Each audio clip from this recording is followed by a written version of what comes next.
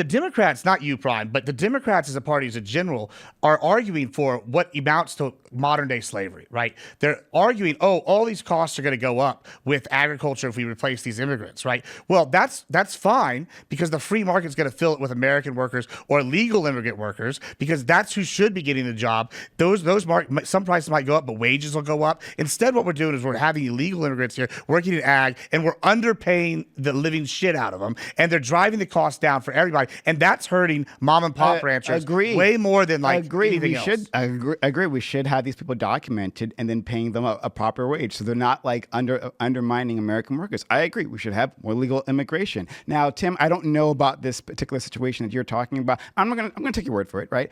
In terms of this, was it factory or whatever, this processing plant? It was a big story like 5-6 years ago. I'm sorry, I'm unfamiliar, but what I have seen is testimonials on the other side of farm workers or whatever, farm owners saying the opposite, that they don't have people to fill in these.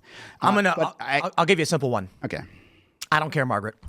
If a farm worker says we can't convince Americans to do the jobs, then you need to find a way to do it. That's called the market.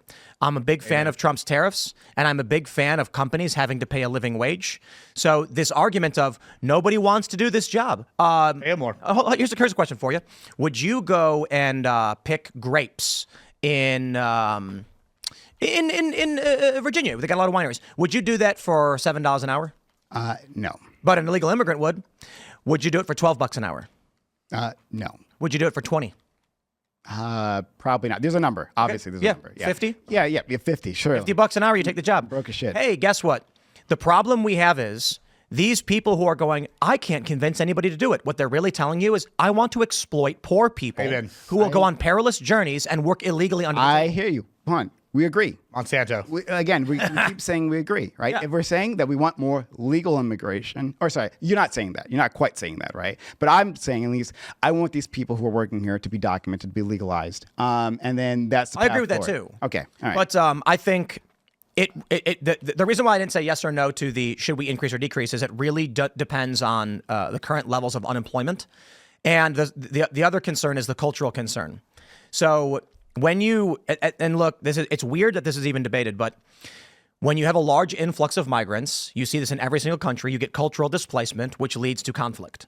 And that is not a good thing. Oh boy! All right, I mean, that's a fact. I mean, we've been lucky here in North America with our immigration, where it's very, very similar. Like we haven't had as much of that problem. Like this, maybe it's because we have the Spanish who used to own Mexico and all this, and the culture is similar. We've been lucky with it in regards to that. Our cultures are fairly similar compared to say Europe, where they're having like vastly different cultures move in. I don't think it's the same problem, except on a mass scale. But I'll give you a specific example because I went to Sweden, and this was like a big thing that I did. In the 90s, Sweden brought in a bunch of refugees from Somalia. They did not have proper placement plans. They literally just said, have fun, figuratively. And what ended up happening was, well, what does a refugee, migrant, or otherwise do? They would prefer to live near people like themselves. This is true for any human anywhere. Yeah. You can see it in places like Chicago, for instance. Chinatown.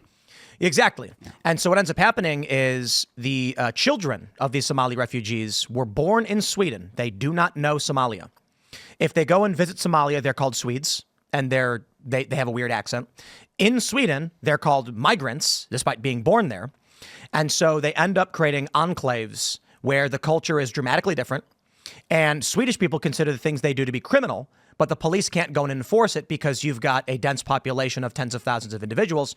I'll give you an example. In the United States, you mean shaking your head no, but in the United States we have a female genital mutilation problem in Michigan because of the large Muslim population that comes. To them, it is culturally normal to engage in female circumcision. In the United States, we call that mutilation. Sure, yes, and they have to follow the laws of the United States. But they don't. don't. But then they should be arrested. The Palestinian refugees created a civil war almost within the government. Then they should be arrested. So you are saying that state police in Michigan should go into Dearborn and start arresting these groups that are practicing these traditions? If an individual does female genital mutilation, yes, they should arrest an individual, not go in and simply arrest large groups of people on suspicion that they've done female genital mutilation. Do you disagree that large migrants can cause unrest though, as a concept? Jordan had a civil war over this. Hold on. Let's I want to recenter, right? Because I don't know. Honestly, actually don't know how long the show is, and I'm gonna go for an hour. Sure. Okay, so we came what were here you saying? to talk about Real quick, my point was cultural displacement.